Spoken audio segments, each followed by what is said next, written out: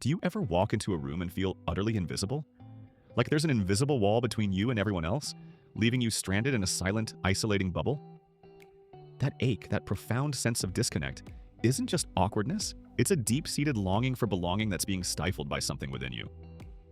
It's not about being an introvert or an extrovert, it's about a silent killer of connection, a mindset of scarcity when it comes to human interaction. You unconsciously believe there's only so much warmth, so much understanding, so much genuine connection to go around, and often you feel like you're not worthy of even the smallest share. This mindset doesn't just make you shy, it builds a fortress around your heart, brick by painful brick. I used to be the master of self-isolation. I'd attend events, conferences, even family gatherings, and feel like an alien observing humanity from afar.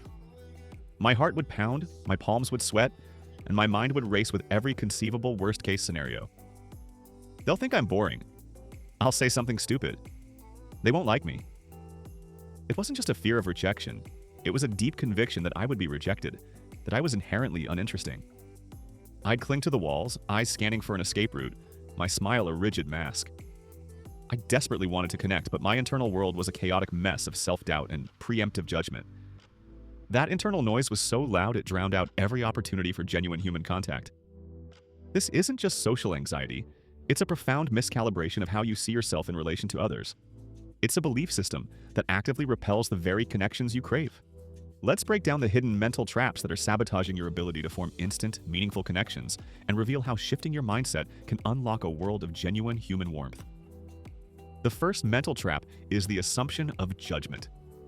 You walk into every interaction convinced that the other person is scrutinizing you, finding flaws, and mentally dismissing you. Your internal monologue is a constant stream of self-criticism, and you project that harsh internal gaze onto everyone around you. This isn't empathy, it's paranoia. You're so busy defending yourself against perceived attacks that you miss the opportunity to simply see and be seen. Second, you fall into the trap of the scarcity of attention. You believe that attention is a finite resource, and if someone is giving it to you, they're taking it away from someone more interesting or more important.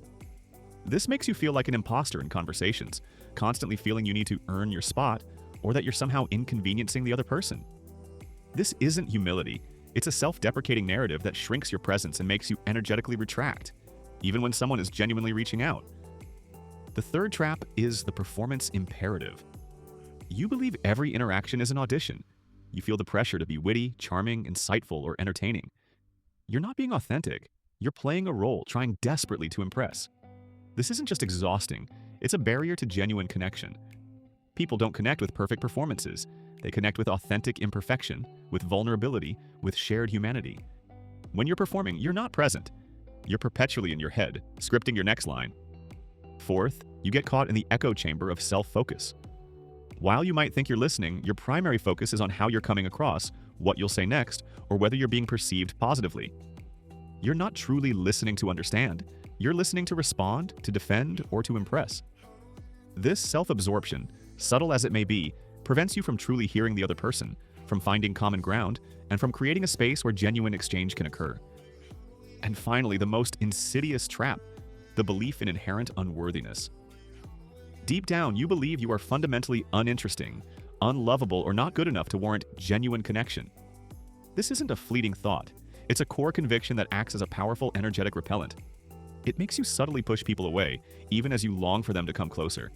This is the root of the invisible wall, a wall you unknowingly construct yourself. The moment I truly began to break free from this was not when I learned a new social skill, but when I had a brutal yet liberating realization. I was at a networking event, clutching a lukewarm drink, feeling that familiar tightening in my chest. I watched others effortlessly chatting, laughing, connecting, and a wave of intense self-pity washed over me. In that exact moment, a thought pierced through the fog of my anxiety. This isn't about them. This is about me and my story about myself. It hit me like a ton of bricks. My inability to connect wasn't because I was flawed or boring or unlikable. It was because I was so completely consumed by my own internal narrative of inadequacy that I wasn't even available to connect. I was so busy judging myself that I assumed everyone else was doing the same. My mindset wasn't just a barrier, it was the entire prison. This realization wasn't a quick fix, but it was the crack in the wall. I started to consciously challenge those automatic thoughts. Instead of assuming judgment, I started assuming curiosity. Instead of performing, I started practicing presence. Instead of listening to respond, I started listening to truly understand. It was awkward at first. I stumbled over words. I had silent moments. But slowly, almost imperceptibly, something shifted. The invisible wall didn't crumble overnight, but it began to dissolve. I started noticing small flickers of genuine connection. A shared laugh, a moment of mutual understanding, a surprisingly deep conversation. These weren't grand gestures, they were quiet miracles born from a decision to step out of my own head and into the space between myself and another human being. Transforming your mindset for instant connections isn't about becoming someone you're not. It's about dismantling the internal barriers you've unknowingly erected. It's about moving from a scarcity mindset of fear and self-judgment to a mindset of abundance, curiosity, and genuine presence. It's about understanding that connection isn't something you earn, it's something you allow.